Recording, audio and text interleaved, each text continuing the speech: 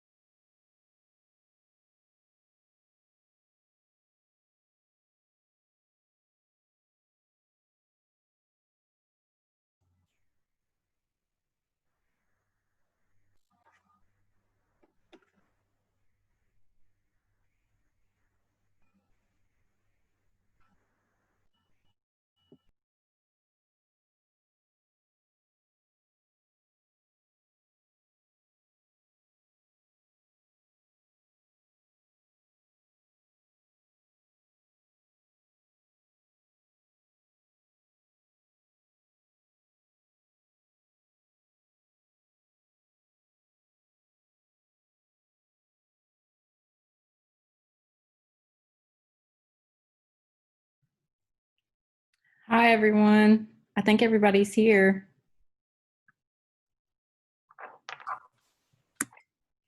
Everybody got their questions and answer forms back. Okay. I'm gonna go one by one, I guess, and then you can read off your questions and your answers for them. And if we have time at the end, Stephanie's gonna monitor the chat and take some new questions if there's time, because we only have an hour and then we have to do FCCLA breakouts. So I'm gonna start with, I'm sorry, I couldn't hear you. Was somebody trying to say something? Will we do all of our questions at once, or will we wait? You'll do them all at once. So Lisa, when I get to you, you do all your questions. Okay, I got 5 million of them, so but I'll go as fast as I can. You and Mary might be last just because y'all had so many. Okay. Kim Jones, I'm gonna start with you first because you're who I see first in the corner. So if you want to unmute and read off what you got. So I only had one question, and it was if I've ever paired with the science teachers. And no, I have not. I've tried to pair with different teachers in different courses, but nobody wants to pair with me because they don't think I'm beneficial. That's it. Okay, and I'll come back to you if someone has a new question for you. Okay. And Tier, do you want to go next? Yeah, I can go. I just have a couple of questions here. One of them, and this may have been the same person that asked Kim about pairing with a science teacher. What advice would I give to a first-year teacher who used to teach science? As far as lifespan development goes, and probably Mary Smith could, talk about this with the foods classes, but use your science background. There's a lot of biology in there. I cover a lot of genetics and things like that. So just use what you're comfortable with teaching and, focus on that. That's really all I can say as far as that goes.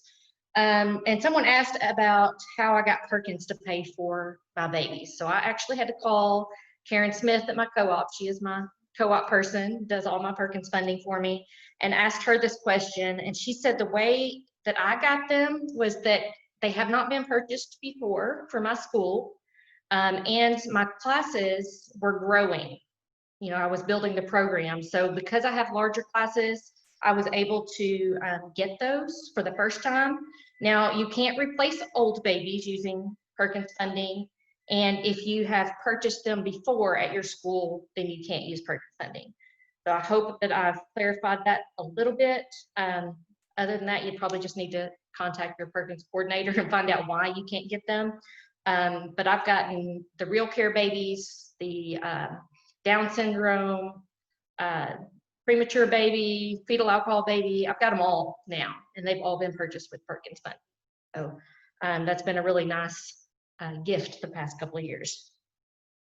Will I be sending home the babies again this year with COVID? I don't know. It really depends on where we're at. Usually I will send them home for a weekend starting on Friday, and they bring them back on Monday. That's been what I've done in the past, and that's been their semester test grade for the first semester.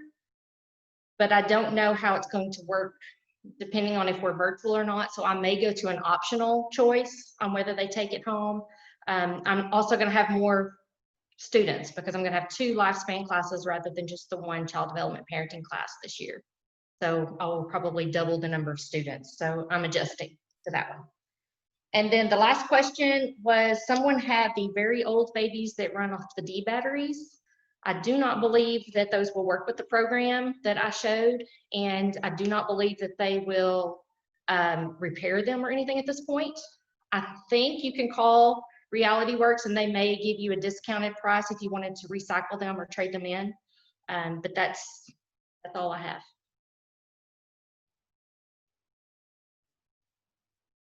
And Annette Hatchett, I don't know if that would count more than 20 years ago. You would just have to talk to whoever does your Perkins funding.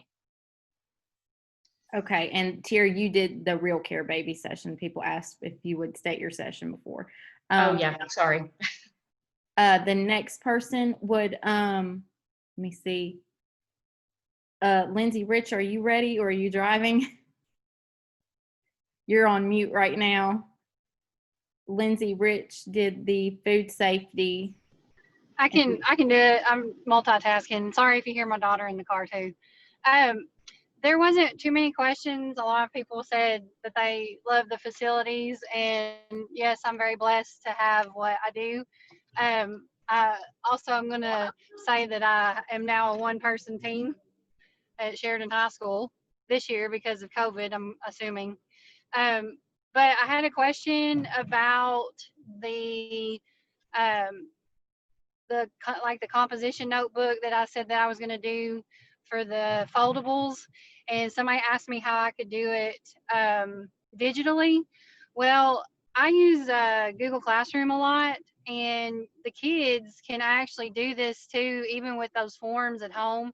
If you just make a copy of it to every student, they can edit that copy, and that will allow them to put something on there to make it to where they know what it is that we're doing. If it's a refrigerator order or whatever, they could type something in it. And then I could have them just make it into a portfolio, and then that's what they would study and turn into me instead of just having it in a notebook. So there's all different ways you can. There's all different ways that you can do like forms and stuff digitally. You just have to make a copy of it and send it to your students on Google Classroom if that's what you use. And then I think somebody else asked me for the recipes that I use. I have a Pinterest folder that I use to store all of them. So if y'all want me to, I could just like put a link to what all those recipes are in that one little folder that I use, and it says like My Facts Classroom or something like that. And it's got pretty much all the 45-minute recipes that I use. And then there's also recipes that I do, and I have to do it in a 3-day time span, which I think I said that I did a pie lab, and we do it for 3 days in a row. They make the crust one day, then they do the filling, and then we bake it. But those were mainly the two questions that I have. And I think the other one, somebody asked me what my email address was. I thought I said it maybe in the video, but maybe I didn't. But it is Lindsay, LINDSAY, Rich, RICH, at Sheridan Schools with an S.org. And if you have any questions, just email me and I'll try to do my best to get back with you. And I will share what I can with you, but if you're not CertSafe certified, then I can't share everything that I have, but I can share the majority of what we do. Maybe some activities that we do in class, or just some of the recipes, like I said. And I will share the, I think somebody said they wanted to look at my rubric that I use for the cooking labs. I have one that I grade them, and then I also have one that the students grade themselves. So I can share that too. I can either send it out on the listserv for everybody, or I can just do it individually to whoever wants it. Just let me know. Okay, Lindsay, this is Stephanie Yes. Ramsey. If you Hey. want to put it, if you can do the link to your Google Drive, you can post that on the Facebook page, or you can share it out to the listserv, and I can add it to the Facebook page. And Awesome. that way everybody can get to it. Yes.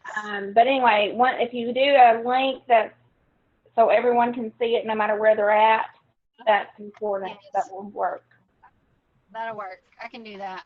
And if you start sending to everybody, you're gonna be sending. I know. yeah, I had several people email me, and they're asking me about sending them the recipes or whatever. Yeah, let's And not do that. I said I'll try to figure out some way to do it so we don't have to. I don't have to do it to individual people.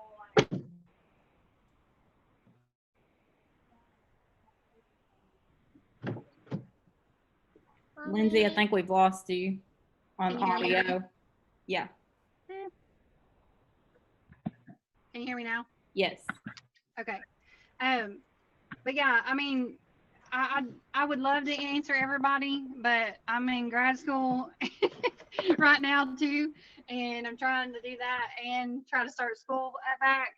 So if I had an option to do a link, that would be so much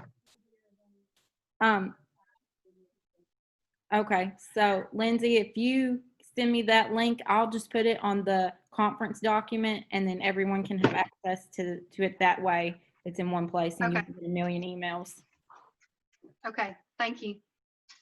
Okay, next, Cecilia Gray, you did personal finance. Yes, I did personal finance. There were no questions, so you can just go on and give Lisa my time. Okay, and if you do have questions for her, you can put them in the chat and Stephanie will look at that and give us her questions. I'm gonna go to Jennifer Ray next. You did the Nearpod session. Yes, and so I had a pretty good handful of questions. The most asked question was whether or not the FCCLA slideshow that I created would be shared, and whether or not that Nearpod could be shared with teachers. I did send that link and I saw that it was added to the conference document, so you now have access to both of those links. I just will comment that on the slideshow it was created in Google, and so you will have to make your own copy if you want to edit it. And then to get the Nearpod, you will have to make sure that you have created a Nearpod account. And then when you click that link, it'll ask if you want to add it to your own personal Nearpod library. And then you'll have a copy that you can edit and change with information for your own school. The second question that was asked was, what are the limitations of the Nearpod subscriptions? That's a lot of information. So what I would pretty much say is the free account is going to give you a lot of the features. But some of the features that you're not getting with free is that you will not get to do the student pace. So you can only do live presentations. And then you also do not have access to the remade lessons until you get to a platinum level subscription. So it starts with silver for free, and then you go gold, platinum, and then you have a district level. To get the specifics, and with all of those, you get an increased number of participants per lesson, you get an increased amount of space, and an increased amount for lesson sizes. So on the free one, you know, if you get to a certain point where you have too many slides, they'll stop you. So if you go to nearpod.com, under their menu, there is a link for pricing. If you click on it, it'll give you all of those specifications for what each subscription provides. The next question is, did I buy my subscription or did my school buy it? And the answer is neither. I applied for a grant through Next Gen Personal Finance, and they paid for a 3-year district level license for me as part of the grant. Now, my hope is, since I got the grant, within the next 3 years, I can convince my administration that this is an amazing program so that they would buy it for our school level. The next question is, are the free pre-made lessons available on the free? I kind of went over that already. You do have to have a platinum or higher level to get their pre-made lessons. Can Nearpod lessons be shared teacher to teacher? And the answer on that is yes. Once you create a Nearpod lesson, you can send that link to anyone that you want to send it to. So it could be posted to the listserv, it could be sent directly to a teacher if a teacher asks. And then all they have to do is add it to their own. I tried that this morning. Mary and I did some exchanging just to make sure. I sent her my FCCLA and she sent me something for life and fitness nutrition. So it does work. It adds it to yours and then you can edit it. The next question was, does Nearpod integrate with Google Meet? Currently, it does not. So what you would have to do is you would have to open Google Meet in one window and open the Nearpod in another window. And similarly to the way that I've done it with Zoom, I would just have them minimize the Google Meet so they can hear me talking, but have them watching the Nearpod as I'm walking them through it live. And so currently that's the only thing that will work with Google Meet. I will say pretty much all the other Google services have been embedded in, so you can do Google Slides, Google Docs, Google Sheets, all of those other programs are fully integrated into Nearpod. Does Nearpod integrate with Zoom? So in my video, I did mention that it is not. I attended a new webinar with Nearpod just a couple of days after I did my video. They have a new beta version of Nearpod Zoom that has it now connected. They're pushing for it to be released completely by August, so in time for school. And what that's going to look like is you would go into Nearpod, open your lesson, and when you do a live lesson, you will have the opportunity to link it to a Zoom meeting. And so when your students go in and enter their Nearpod code, it'll automatically direct them into the Zoom meeting. And so you can still manipulate like your settings and everything through Zoom that way. But they've made it to where it'll integrate a lot quicker with Zoom. So if you are able to use Zoom. And then another question that was asked was, are students able to go backwards in their slides to find the answers? If the Nearpod is a live presentation, it is totally teacher controlled. So only the teacher can move the slides forward or backward. If you have created a student-paced lesson, the students are in control of moving forward and moving backward. So you do have the ability to set it so that they can only submit their answers one time. But that's not going to stop a student from opening up the questions, seeing the questions, taking a picture of the questions, and then going back, finding the answers, and then submitting them the one time. So there is still kind of that on the student pace side that could potentially be an issue. Additional information that I found that I wanted to share real quick, because I know we will be faced with addressing some student modifications. Nearpod currently has a beta version of an immersive reader. And so it will actually go in and you turn it on in your settings, but it reads it to the students. It'll actually break down, like they can look up the definitions of words. It breaks down pronunciation of words. So it really does kind of help them with the reading component. But that would be open to everyone with that lesson.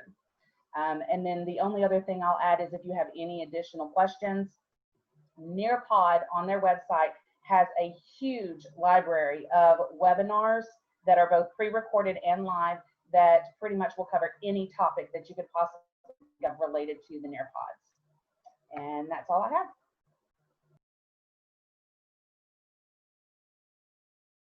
Okay, thank you, Jennifer. Stephanie, do you want to announce your gift card winner before I go to the next person? Yes, I chose number 27, which is my number. And on my list, that is Amy Elliott.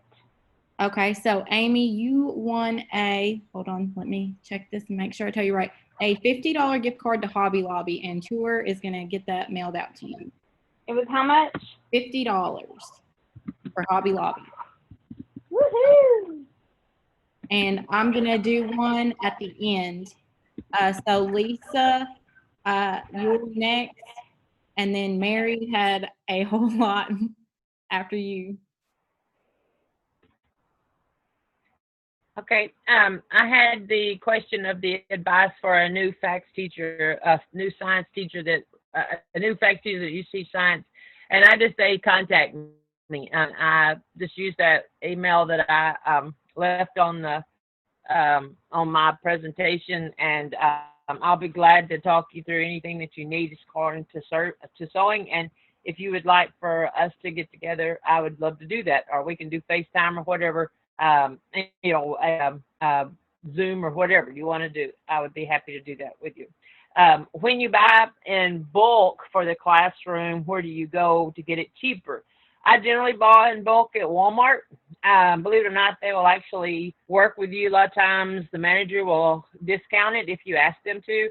I've asked them many times, and they just know that I'm coming, and so most of the time they will discount it for me, maybe 50 cents a yard or whatever. And so I'm not opposed to asking.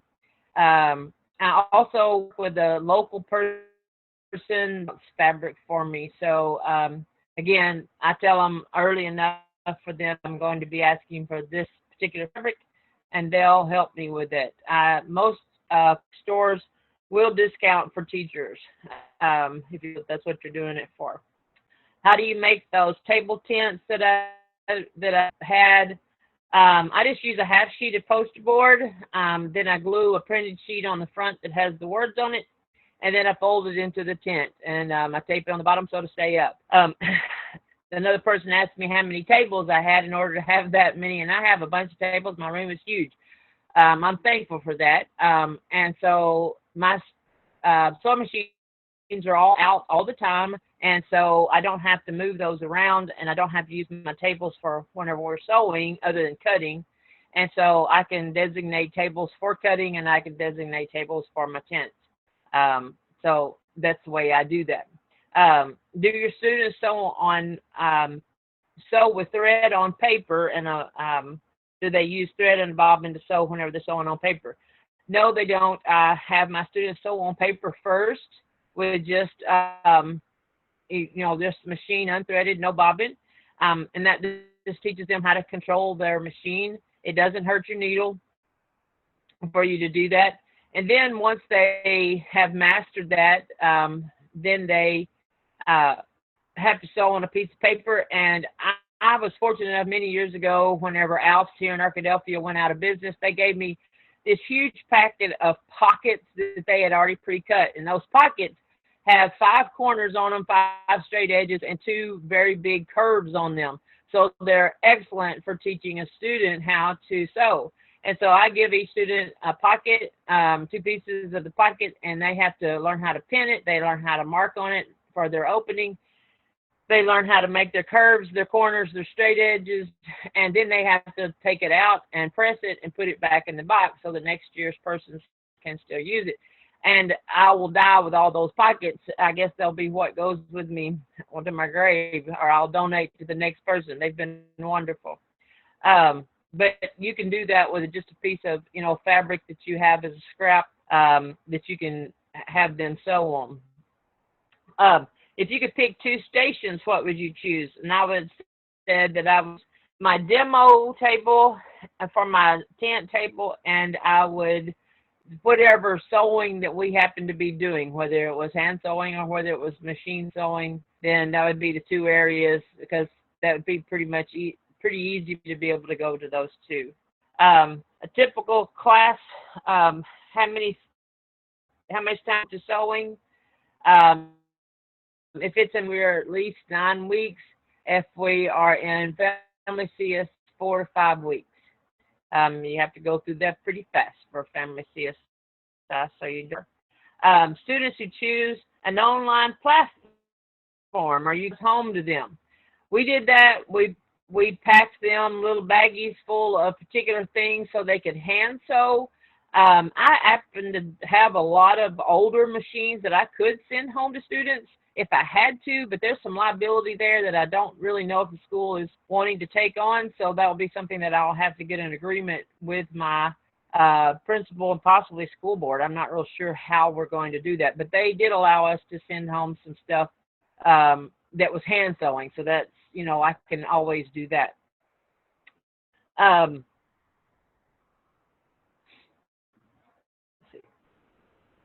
Whenever you're, what's the first thing that you do whenever you begin your year to prepare for this particular field? The first thing I do is I go and make sure that I have my classroom organized.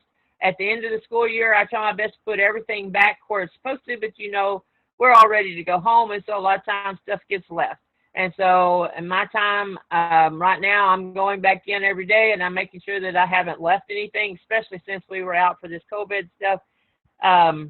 I'm trying my best to make sure that I don't have anything just left out. So I organize everything. I make sure that I inventory everything and make sure that I start my list of what I need to gather. What am I missing? Am I needing new bobbins? Am I needing new sewing needles? I look in my kitchen and I, make sure what are my basic supplies, what's gotten broken last year, what needs to be, what's gotten borrowed, what's missing, or anything like that. We always reorganize my kitchens at the very end. I have all my students reorganize all my kitchens.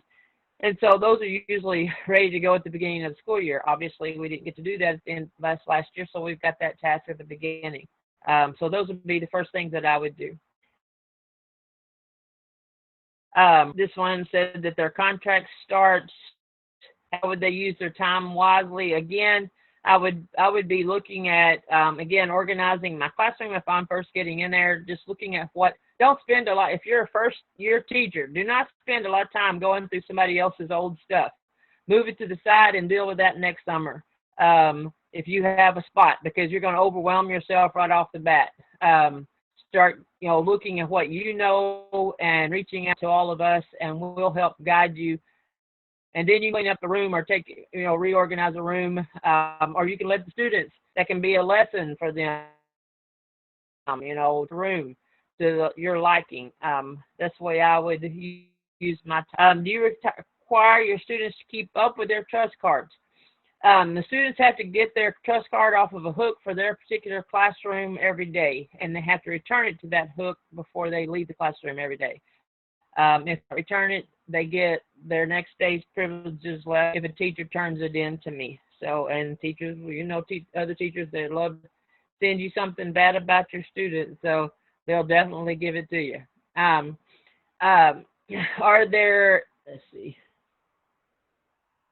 how many of the students get to use the trust card?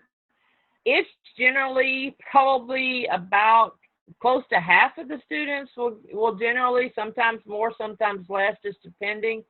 Not all students are going to work up to being able to use the Cricut. Not all students are going to be able to work up to using all of the embroiderings or our AccuQuilt or, any of those particular things. Not all of them are going to work up to that, to be able to do it by themselves, or with me, not being able to be there. But that you have trouble with will be the ones that will work up to that, because they love to be able to get it. And so they'll be the ones that are the ones you're calling on to say, hey, would you help so-and-so? It's amazing to me how those particular ones always rise to the occasion. The one that you want to thump in the head most of the time is the one that will step up and be the one that guides everybody else. It's pretty awesome that will be the case. Have you ever shown the Ugly Doll movie for when you're doing the monsters? I have not. I don't have time, I guess, to be able to do that. My students will always allude to it, but I haven't ever used that in class. Fresh ideas for sewing. My fresh ideas come from looking online all the time. Anytime that I see something that I think is really, really simple, I will whip it up real quick and see how long it takes me, and then I'll give students twice that time. And most of the time, you can get so much done in a 45-minute class period, and that includes getting stuff out and going. And so, again, just looking at real simple stuff. A big box of fabric, they'll come ideas. Can you share your resources? Yes, I have them on my little doc. I'm just going to change. I was trying my best to make sure I had all my questions answered before I finally. Would you let a student check out a machine? I answered that earlier. I have examples of my trust card in my resources. How do I organize my fabric room? My fabric room, anybody that knows me about sewing, I am not organized in anything in my life except for sewing. And I'm very organized with my sewing. Whenever I organize my fabric room, it is organized by color and particular types of fabric, and students are able to go in and pretty quickly choose which type of fabric that they're looking for. And I have a massive storage room. Again, I'm very blessed at Lake Hamilton to have the storage room that I have for all of my opportunities. And so I can take a picture of my storage room and let y'all see that. But if I were there, I'm not in school, but I can share that with you later. I have a student that has autism, and how do you work with your special needs for those? And could you put pictures on the tents? Absolutely, that would be a great idea to put some pictures on the tents. I have a grandson that's autistic, and I think that would be an excellent thing to add to those. So I will do that. I do have many of my students that are afraid of the sewing machine, and so I'm not going to push them to do something that they're afraid of. So I always have alternative things. Maybe it's one of those cards that you stretch the bands over to make weaving with, or maybe it's to tie a ready-made blanket, or maybe it's, you can find those on clearance rack all the time, and I just keep some of those back. It could be doing some cross stitch. It could be crocheting. It could be, anything that a student can get an opportunity if they're afraid of that sewing machine. I'm not going to push them to do something that they're scared of in the, and that I don't want somebody to feel like that I'm pushing them to be, doing something that could potentially cause them distress. So I won't do that. So I have other things provided for them all the time so they can do those. Let me see. In your 9th grade facts class, do you do several projects or that you incorporate sewing? Yes. We do. We start out and all the students are all on the same page, and then once they get started, then we start moving to everybody doing multiple different things. I may have students that do one particular project and that's all that they really get done. If they're working hard, then they get full credit for it. Because sewing is not for everybody. I tell people that all the time. Just because I can sew, pretty decently doesn't mean that you're going to pick it up and it be the best. But if you're working hard to get it, then I'm going to give you, if you're showing that you're trying your best to put forth the effort, then I'm going to give you the credit that you deserve, or I feel like that you deserve. If you're playing, then you probably won't get the best credit, even if your product is great, because you could be a hazard to the classroom. And so I do take that into consideration, and that's on their rubric. It's always on their rubric. Time management and working with others, and that's always on their rubric. And they will get upset with me sometimes, say, that's not fair that I worked and mine looks really great and theirs doesn't. But they worked hard, and so I will give credit to somebody that puts forth the effort, and I appreciate that, somebody trying their best that maybe just doesn't ever get it. I'm not great at math, and so if I was scored on that all the time, I'd be in a lot of trouble. So I appreciate somebody, helping me out. I'm going to help them out. Do my students have to remove their bobbins and their thread every class period? Yes, they do, because next class period's coming in, and they need to be able to thread that machine as fast as they can every day, and they really do work faster and harder if you make them do that. Then they're responsible for their stuff, and I just find that that's important. Although my machines do say set up, they must take their own thread and their own bobbin. Somebody asked if I would explain the demo table better, my tent tables. I guess that's whatever I'm doing, like a workshop or demos, I just tell my students, like at the beginning, I'll just say, all of you come to me, we're going to have a workshop. And every single student, even the student that already knows everything, they have to come and just show everybody everything. And I'll do it all at one time. And I know that not recognize that. But there'll be somebody that does get it, and they're going to ask me those correct questions, and that will be the one that I pull aside, or those 3 or so, and say, okay, you guys show me this, and then they're able to then go and teach others. And so that's where I start spreading out from. The purpose of having the multiple tents is that if I have to spend time, going to every student and saying, what do you need, then it takes a whole lot of our class time. And so if a student is sitting at a table, then another student can turn around and they go, hey, I have that skill. I know how to do this. Miss Stanley said that I can do it. I'm going to go show them. And again, they enjoy getting that opportunity to do that. And so I try to encourage our students to, I tell them all the time that if you can teach somebody else, that means that you know how to do it. And so I encourage them to teach somebody else. How large is my classroom? I have at least, and how many tables and how many machines do I have? I have about 30 machines set up all the time. actually have more than that in my classroom because a bunch of them are older machines, but I've been very fortunate to have gotten some very nice brand new sewing machines since I've been there these last 3, going on 4 years. And so I have plenty of sewing machines for every single student to have their own sewing machine.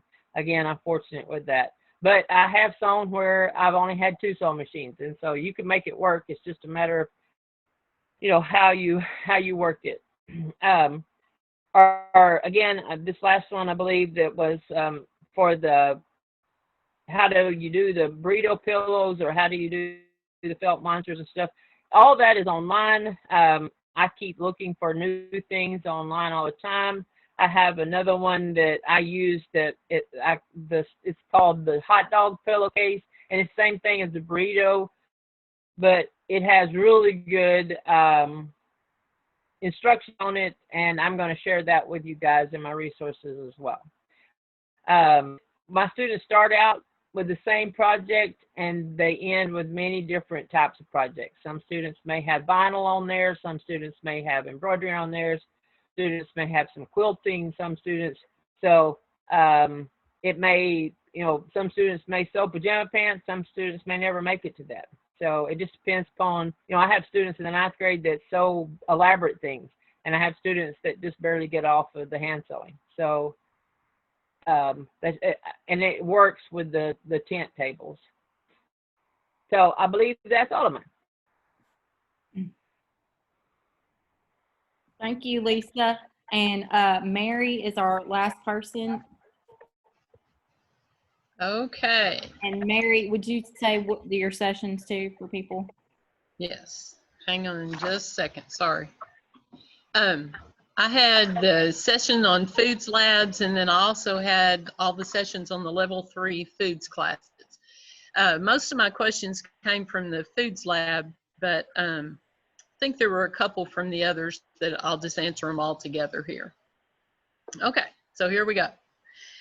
I also had the question about the science background, what lab I think would fit well with their science background, and then I had another one about a person who used to teach physical science, and did I have any suggestions for a lab that would work for physical science and nutrition.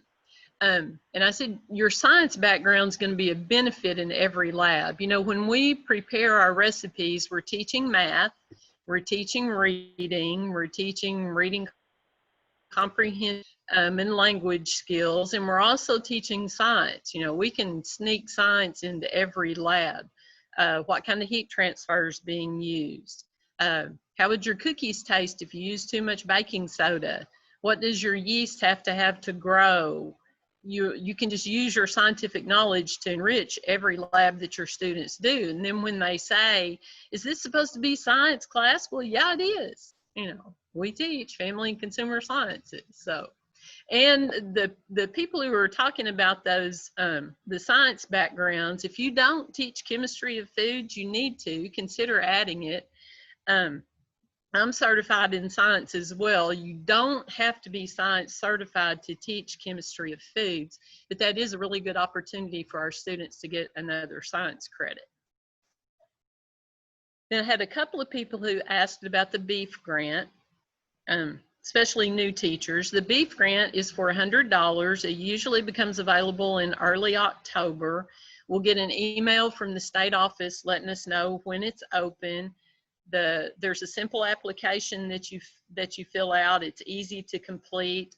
I do want to say that the beef grant checks will come to you at your school from AppFax, and when you get those checks, please deposit them promptly so that our AppFax Tier and Ashley treasurer people don't have problems with that. Do I have any cooking demonstrations uploaded that you can view? I did a video on how to sprout an avocado pit yesterday. During the pandemic, we had to post a video at least once a week so that our kids could see our faces and stuff. My husband taught 3rd grade science, so he and I sort of went together and we did some videos on osmosis and eggs and things like that. So they're on Facebook, I think.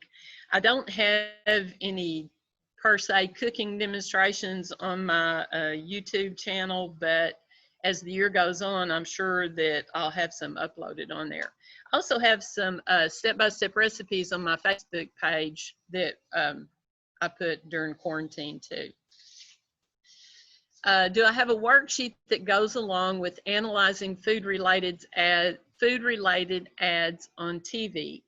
And the answer is no, I don't have a worksheet, but I'm working on developing a worksheet. But when you have kids do something like that, like analyze food-related ads on TV, you know, you don't really have to have a specific thing. Just have them comment about what they noticed and how many ads were like targeted at kids, how many of them were for fast food or junk food compared to real food like fruits and vegetables or something like that. And then I had a question that wasn't a question, but it was talking about when students make a grocery list and they said they have to purchase their groceries using a Walmart card, and she shows her students how to find the store aisle map on the Walmart app and then put them in order for her, which I love that idea. I have to buy my supplies at our local small grocery store, which limits me sometimes, like they never have tahini. But I do ask my students to put their lists in grocery store order, and most of them have at least an idea of the layout of our store. And when they make their grocery list, though, I do make them put it in amounts that I can buy. You know, I can't buy like a teaspoon of salt or something like that. Okay, then I had the question, could I elaborate on the garbage? And she said she already has her students save eggshell scraps for her chickens, which I think is a great idea. Jennifer Schneider will have to take that idea. I wonder if a big Ziploc bag lining a bowl or a big ice cream bucket would work well. Rachel Ray always uses a garbage bowl when she cooks, you know, and anything that's going to be thrown away or a scrap, she just throws in her garbage bowl. And I've always done that in my foods labs because I don't have a trash can in every kitchen, and I don't want the kids going back and forth in each other's areas going to the trash can. So if they have a garbage bowl, then they just collect everything and throw it away when they're done. I do love the idea of lining that garbage bowl with like a grocery sack or a small trash bag or something like that. That would be a great idea because most of the time my trash is taken out first thing in the morning. And so if we've cooked, you know, especially like if we've chopped onions or something, if we had the remnants tied up in a sack, that would help me. If we end up teaching foods labs, should we concentrate more on microwave cooking? Teaching at a high poverty school, I know microwaves are more prevalent, especially living in motel settings. And you know, that's something that we're all going to have to think about. If we do go to virtual labs, how are we going to approach it? And I think it will depend on our situation. You know, if you think microwaves are going to be more prevalent, then I think you should focus on labs that can be microwaved, or at least, you know, suggest that, tell how you could fix the recipes so that it could be microwaved. If we do come to that point where we're like demonstrating virtual labs, I think I'll probably do really basic things like, you know, how to cook eggs or rice or pasta or simple casseroles. You know, we've talked about if we sent like kids home with our kids or something like that. And you know, I'm still debating if I want to do something like that. But then again, I also think that we need to demonstrate things that our kids aren't going to see at home or be able to do at home. Like I figure I'll do some like Instant Pot recipes or use the air fryer or something like that, because some of the kids can do those at home. And the ones who can't, at least they'll be exposed to it and see it just like they would be in our classroom. I did put a question on my Facebook page to parents, and I asked them, what types of foods would you feel comfortable seeing your teenagers prepare at home? And overwhelmingly, their answers were breakfast foods. So I'll have to think about that. So let's see. but you should worry so much about demonstrating something. You think, oh, I shouldn't demonstrate something that my kids can't do at home, because they need to see those things. Someone asked me if I would share the links to the Facebook pages that I mentioned in the video. I did do a document with the answers to all these questions, and I put it on our conference page, and that document has the links to those Facebook pages. It's our Arkansas Family and Consumer Sciences Teachers Collaborate, the Family and Consumer Sciences huge group, Arkansas APFACS, and then there's a Serve Safe Teachers support group, and all those have really good resources on them. I dispose of my used grease and oil in a can. I mean, you know, like a can that's been opened. That's probably not exactly what you're supposed to do, but you know, anyway.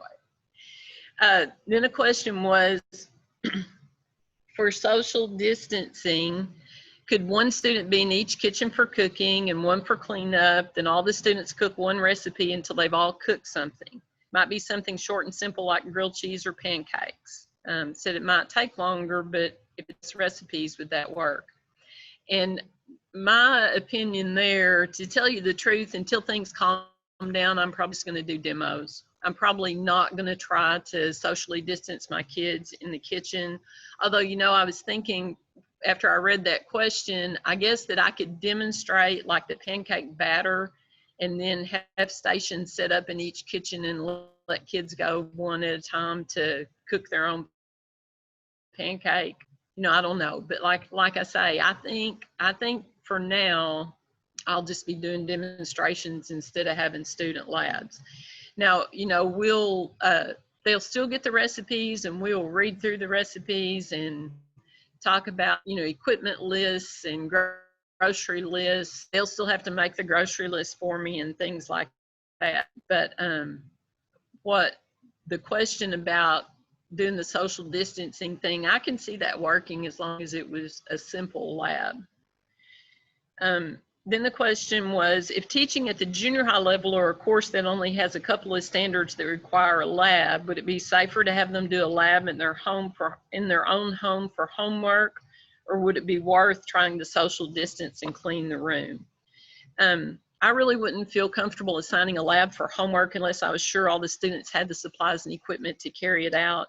You know, like I said, I know we've been talking about sending home those kits for students to carry out the labs, and if that were the case, I'd probably be okay with it. But like I said, I don't see all my students working in actual labs for a while. I just think that I'll do the demonstrations. And when I'm in control of preparation, I'm not going to have to be as concerned about the students tasting each other's foods. You know, if I've done the preparation, I know I followed all the safety guidelines, and I know I'm not sick, I'm not going to worry about my students tasting the food. Whereas if they were doing them in individual groups, you know, I don't know. I don't want to share all those germs, I guess. All right. And then I had the question, you said the teacher always chooses the recipes. I've never done this except for a demo lab, but I always have to approve their recipes. Just wondering that if you choose their recipes, what do you do about the dislikes and allergies? I just don't want a lot of wasted food. And then what are my plans for holding students accountable for watching a demo lab and or performing a lab at home? Have you created some type of form for them to complete? I'm just worried about my students with very limited technology and internet access. And you know, that's problems that all of us are going to face. I do have a student form that goes home the first week of school for parents to complete and return. And I'm sure I'll do this with a Google form this year and send it to each parent. But I do have a section on it for parents to let me know any allergies that their student has and any restrictions that they have on activities. And then I tell the kids, you know, when they turn them in, you know, I'll look at them and I'll say like, oh, okay, you're allergic to whatever it is. Blue food coloring is one that I that I've gotten. I'll say, you're allergic to blue food coloring. You need to remind me every time we cook if there's something that you're allergic to. So I'm going to have that list of their allergies, but then it's the kids' responsibility to remind me too. And that's worked well. Me picking recipes instead of the students is just a time saver for me. Be sure that the ingredients are going to be available where I have to get the supplies. I don't have to take the time to look through the recipe and make sure that it's appropriate for their skill level or the time we have available. I know the recipes are good. They're tested recipes. So it's very rare that I let the students pick their own recipe. And as far as dislike it, I don't make my kids taste or eat the food. I approach it from the standpoint you get to try this rather than you have to try this. And I always tell them, you know, if you don't want to eat this, I don't care. You know, I'm not grading you on whether or not you like it or how you think it tastes. You know, I want you to try it because I'm trying to expose you to new foods. But if you don't want to eat this, I'm sure that the next period class will be glad to eat it up. And I very rarely have anything left. We did a taste test this year of, well, every once in a while we'll do a fear factor thing, but we did a taste test this year of different kinds of sardines. And I was thinking, yeah, you know, they're probably not going to like this, but even that, there were none left.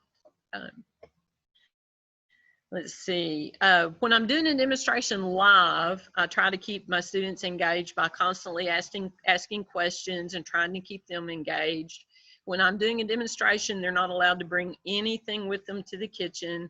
No phones are ever allowed in my kitchen. You've probably seen the video clip that shows how dirty cell phones are compared to toilet seats.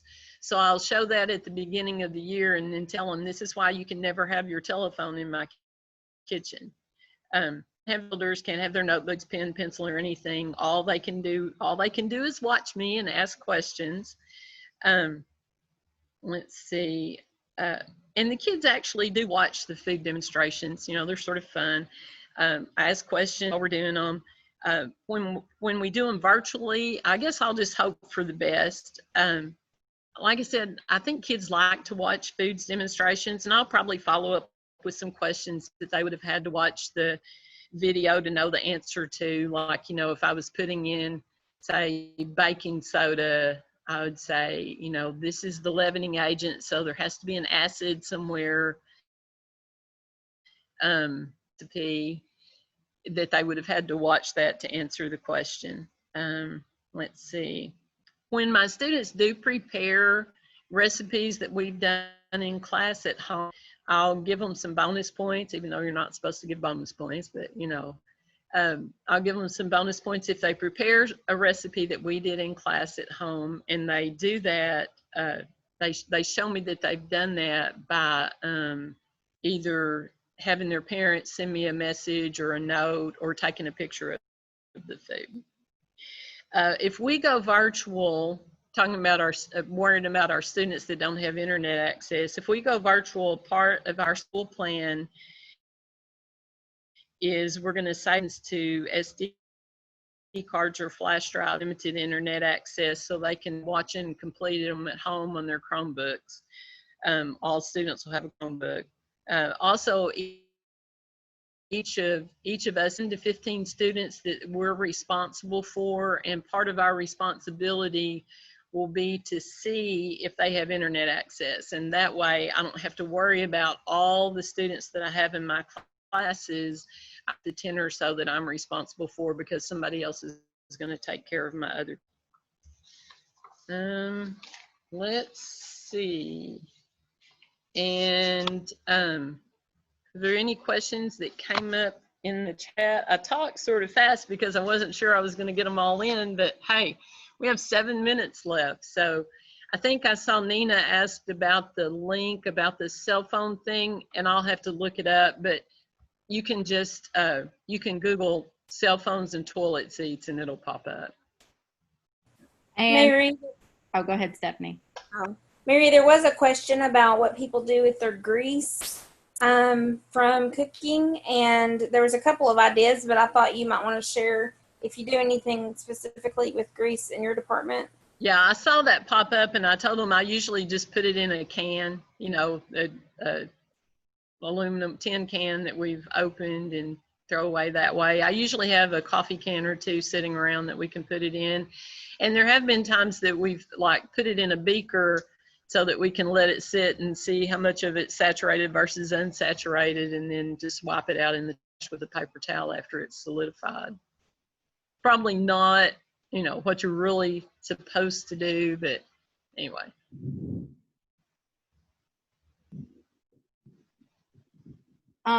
Well, I'm going to go ahead and announce our AppFax. We did another drawing for a gift card, and it was for AppFax members only. And it was just for people who were logged into this session. And I had to do it a couple times because I kept landing on people who weren't paid members for AppFax. And Holly Bradley is winning a $100 Hobby Lobby gift card. So Tour will mail that out to you. That's awesome.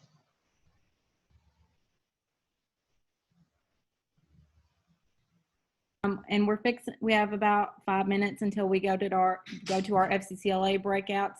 Every facilitator has a gift card they're going to announce and get those names to us. Anybody else have any last minute questions for any of these ladies on this panel before we leave?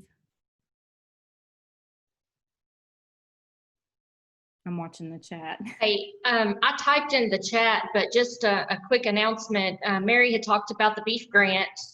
If you had beef grant funds last year that you didn't get to spend because of COVID, then you are allowed to go ahead and spend that this year. Just make sure you upload your receipts, and I'll try to find that link to do that.